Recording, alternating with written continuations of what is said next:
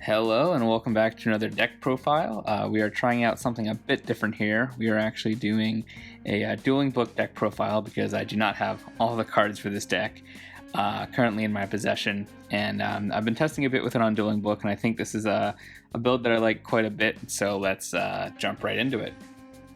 So for the main deck, we're going to start off with 3 Cyber Dragons.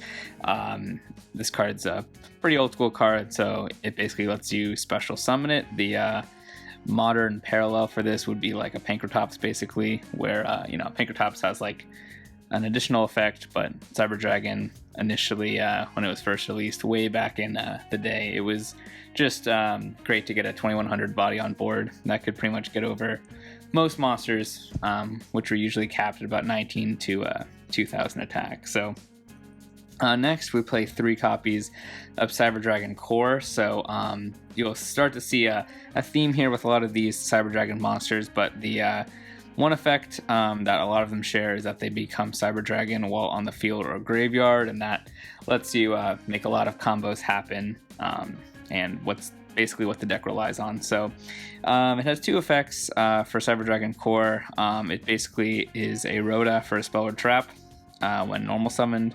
And second effect, you can banish it from your graveyard and special summon a Cyber Dragon from your deck, assuming your opponent is the only one to control a monster. But for those 2 effects, you can only use one of them per turn, so you have to pick and choose for that. Obviously, this is a great starter card. You really don't want it to get hit, because if it gets ashed, that could start to really slow your deck down, because even if you link it away or something, you can't use the second effect in graveyard. So I think that's a pretty good target to hit if you're versing Cyber Dragon. Cyber Dragon Hers, again, it is treated as Cyber Dragon while on the field or grave, and then it can only use one of these 2 effects per turn. The first one, if it's special summoned, you can make it become level 5 until the end of the turn, and then it locks you into machine monsters. And secondly, if it is sent to the graveyard, you can search a Cyber Dragon to your deck, from your deck or graveyard to your hand. So another great card. Again, it is a little bit unfortunate you can only use one of these 2 effects. Cyber Dragon would be probably pretty busted if these cards could use both effects in the same turn, but they're obviously insane, and the whole light machine engine kind of relies on being able to have these cards as consistency. And then we're playing 1 Noxter. This one, I consider playing like 2 maybe, but you don't really want to see it all that much. It's like a good extender, and it's really good to get to using like Cyber Emergency and stuff like that. Like, you can search it pretty easily. So I would probably just stick to 1. I could see the argument for 2 here, but it becomes Cyber Dragon while on the field, and then its main effect is you can discard a monster, special summon it from your hand, and then if it is summoned, you can target a 2100 attack or defense monster in your graveyard and special summon it, and then it locks you into machines. So you can use both effects in the same turn. So basically, that's like the combo is you summon it, and then you can summon the other monster from your graveyard. So a Galaxy Soldier, just playing 2 of these. Again, kind of same kind of logic with Noxter. I don't really want to brick on them. I think you basically draw one and you can search the other one. It's pretty good. I kind of a lot of people used to play 3, but I'm kind of starting to see a lot more people playing 2 of this card, and also playing like 2 of like Parallel Exceed, which is like a similar effect. Effectively, like, you don't really want to have 3 in your deck. Like, the only reason you want 3 is just to see it, but once you see it, you really don't care about the third one, basically. So I think that's like a good enough reason to not be playing like too many copies of this card. But obviously, this card's insane. Like, you kind of have to play it in Cyber Dragon. It's just that good. I mean, being a level 5 light machine that special summons itself, it's pretty insane. So there's the obvious staple of 3 copies of Machine Dupe. This is a crazy card. This really makes the deck insanely playable. The fact that you can target a Core or a Hers and summon 2 Cyber Dragons, and then even if they impermed the Core or the Hers, you're still able to summon 2 more core or 2 more hers from your deck, and I think it's up to so it's up to 2. So if you happen to draw like the second one, you can summon at least one of them. So it's a pretty good card. It's pretty versatile. It's obviously not once per turn. So if you're able to draw 2 and kind of make it work, it's a little bit tricky because usually you're summoning just Cyber Dragons, and that's going to be tough to get the most value out of if you summon 2 and then you summon 1 more. But it's a really good card. You kind of have to play it at 3. Speaking of another card you have to play at 3, Cyber Emergency. Kind of the rota for the deck, but it's at 3. So obviously, it's got to be good, right? So basically, you can add a light machine that cannot be normal summoned or set, and also you can search a Cyber Dragon. So pretty much, it lets you search any Cyber Dragon monster. So just remember that any of these are Cyber Dragon monsters as well. And basically, that's like the whole effect that really does anything. But there's a second effect that no one ever reads, kind of like the second effect to like Salamangreat Sanctuary, where you can discard a card and get it back from your graveyard if it was negated, if the activation was negated, I should say. And then that works well because you're only able to activate a Cyber Emergency once per turn. So if they negate the activation just with like a Solemn Judgment or something, you can just discard a card, get it back, and then play it again just for the cost of 1 card. So basically, they would be trading a Solemn Judgment, and like 4,000 life points, and in most cases, and then you would just be trading any random card in your hand that you chose, and then you still get to activate and resolve Cyber Emergency. So it actually is a really good trade. So if they ever negate the activation, just remember that's kind of the insane part about the second effect. And so we have the 2 1-of Cyber Repair Plant and Cyber Rev System, obviously searchable by Cyber Dragon Core over here. Repair Plant is really good. So you need Cyber Dragon in your graveyard. And if you have 3 or more, you can activate the second effect. All right, you can activate both effects. So you get to choose to add a light machine, or you can special summon it, basically Monster Reborn it.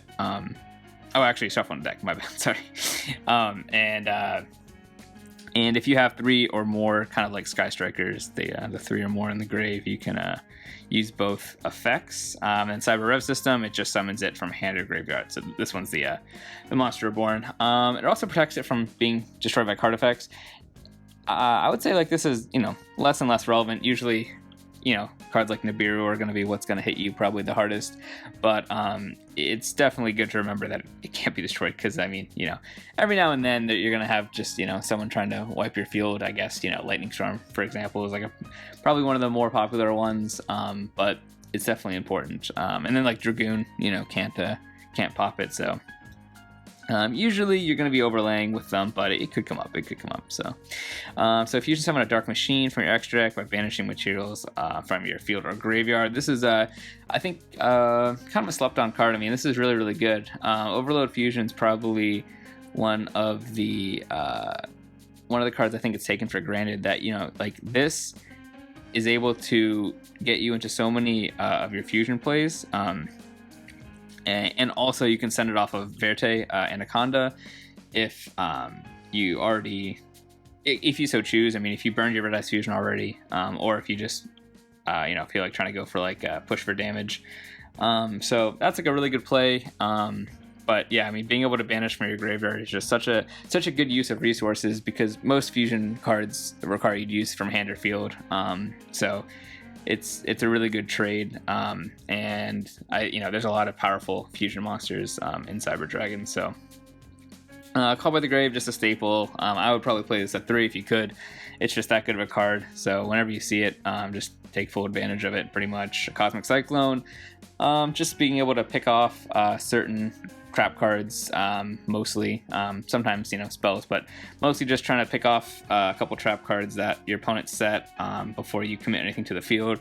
Just really, really good. And a lot of trap cards have graveyard effects, so I think this card's gonna be even better as more trap cards have like that dual purpose, and you're able to just banish them from the game and basically make them lose about 50% of their value. So it's a really good trade. Another great card is Lightning Storm.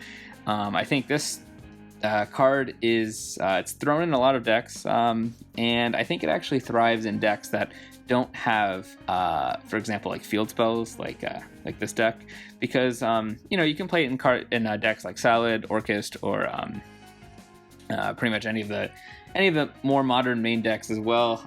But the decks that don't have field spells, I find that it just does a lot better because you're not drawing it late game and having to deal with a field spell, because like it's kind of like for instance in like Salad, like if you draw it and they wiped your board except for Sanctuary, and like that would be like your ticket to get back into the game just by like leveling the playing field pretty much.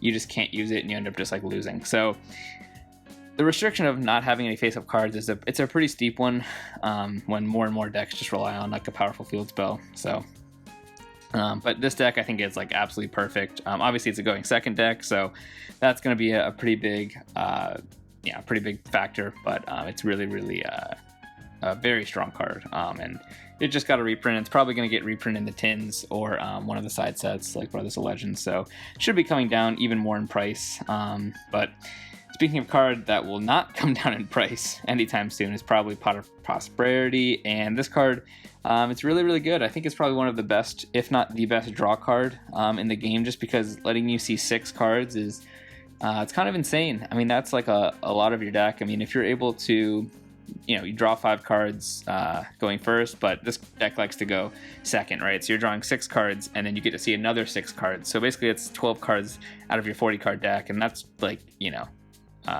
almost unfair at that point. I'm surprised that more people aren't just talking about how broken this card is. I think it's really good, because as we get farther into the game, I think the extra cards are going to be even more and more powerful. So you're going to need less cards to do whatever you're trying to accomplish, right? So as linked monsters have 2, 3, 4 very powerful effects, you can banish like half your extra deck and still have like 6 solid, like really powerful cards. So